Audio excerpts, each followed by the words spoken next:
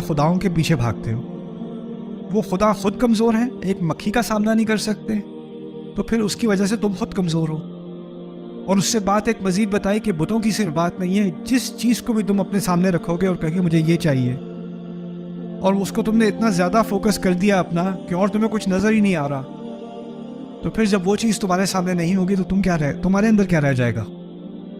آج کل کیا ہو رہا ہے، بہت سارے لوگوں میں اتنی زیادہ شدید ڈپریشن آ رہی ہے. If I don't marry her, I will die. Yeah, if he leaves me, I will be dead. اس قسم کی ذہنیت کیا ہے؟ ضعف الطالب والمطلوب.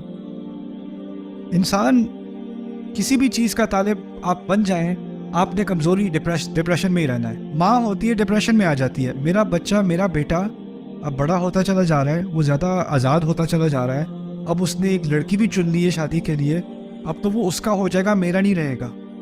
تو ماں کو کمزوری، ڈپریشن، انگزائٹی آنی شروع ہو جاتی ہے، اور پھر وہ اس کو بچے کو دوبارہ اپنی زندگی میں جیسے وہ پہلے تھا، پہلے والے کیوں نہیں ہو جاتے؟ اتنی جلدی میری بات، میں ایک دفعہ کہتی تھی بھاگ کے آتا تھا جی ماما، اب نہیں آتا، اب تو کال بھی نہیں اٹھاتا، اب تو فون بھی نہیں اٹھاتا، کیا ہو گیا ایسے؟ اب ماں کو ایک انگزائٹی ہو رہی ہے، اس کے اندر ایک کمزوری ہے، اس کو ڈپریشن شروع ہو گئی ہے، اس کو غصہ آنا شروع ہو گیا ہے. اب اس کی ساری کمزوریاں کس لیے؟ کہ جو چیز اس کا مطلوب تھی اس سے دور ہوتی چلی جا رہی ہے. تو اس میں اللہ تعالیٰ یہ بات سکھا رہے ہیں کہ شاید تمہارا مطلوب غلط ہے.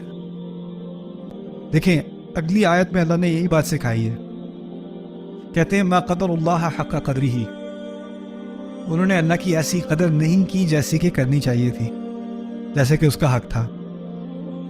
کیا بات کہی اشارے میں؟ تم ہر کمزور چیز کے پیچھے بھاگتے ہو، تمہیں بھاگنا چاہیے تھا کس کے پیچھے؟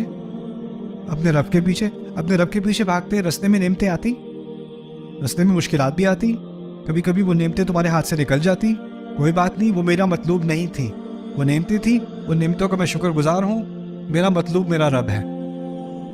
رستے میں نعمتیں آئیں گی، وہ میرا مطلوب نہیں بن جائیں گی، ان چیزوں کو میں ان کو پسند بھی کروں گا، ان سے محبت بھی کروں گا، لیکن وہ میرا فائنل مطلوب نہیں ہے.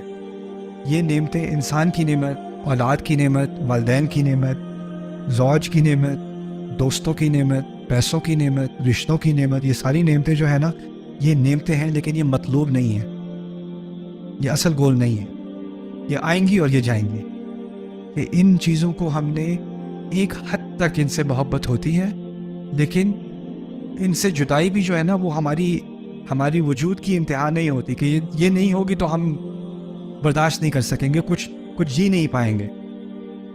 اگر یہ امت رسول صلی اللہ علیہ وسلم کے وصال کو برداشت کر سکتی ہے نا، تو اس کے بعد وہ کسی بھی چیز کو برداشت کر سکتی ہے، کسی بھی چیز کو. آپ